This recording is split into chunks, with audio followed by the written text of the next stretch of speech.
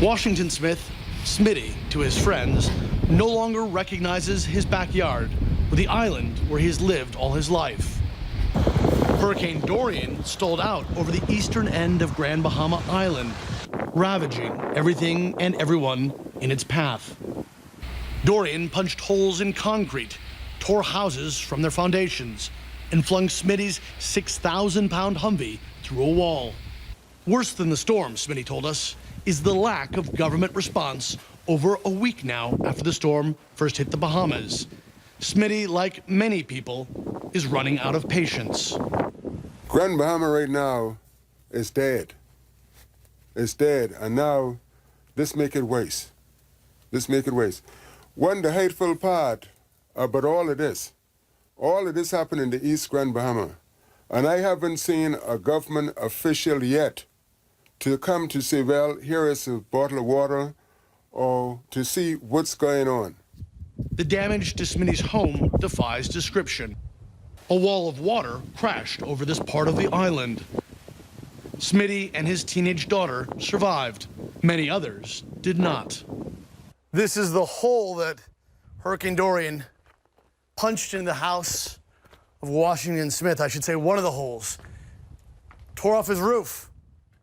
Sent boards with nails flying at over 100 miles an hour through his house.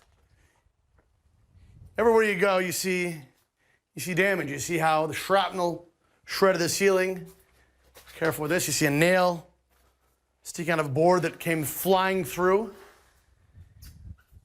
And then the most frightening thing is you see where the water rose to. All along here. Came up, and up, higher and higher, until here. This is over 20 feet high, and it stayed this high for 50 hours. He said it was 50 hours of pure torture. Little aid has reached this area. In many places, the only road in is blocked or underwater. As they wait for government assistance, some residents, like Marilyn Ling in the town of High Rock, have taken it upon themselves to organize a relief effort, distributing supplies donated by friends and family. Staying busy, she tells us, keeps her from reliving the horror of the storm. I have no words to say how bad. Maybe 1 in 10 houses standing. There is silence in these hard-hit towns. The stench of death in the air as bodies are still being recovered.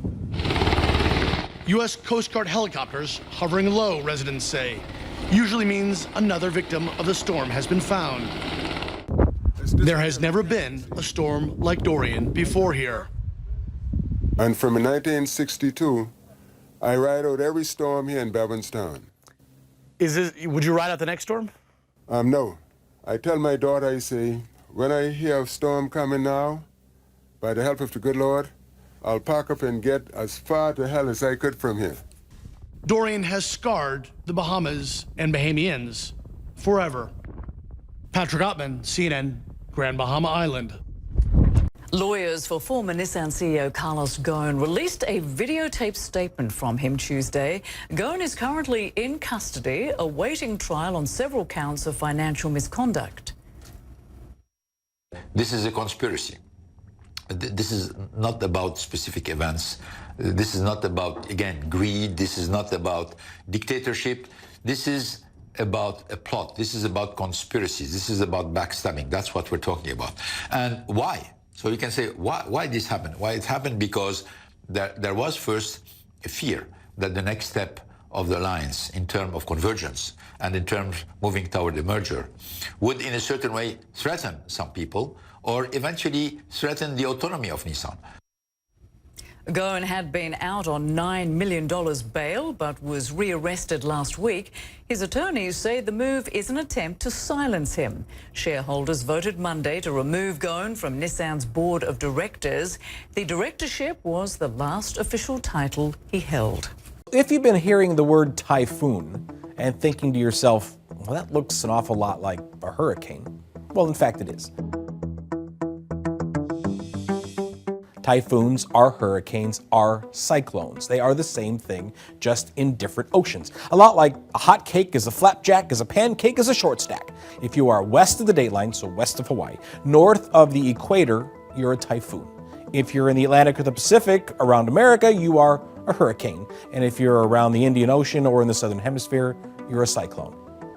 So it's not out of the question for a hurricane to become a typhoon if it moves over the dateline. In fact, after crossing the international dateline, Hurricane Genevieve turned into Typhoon Genevieve a few years ago.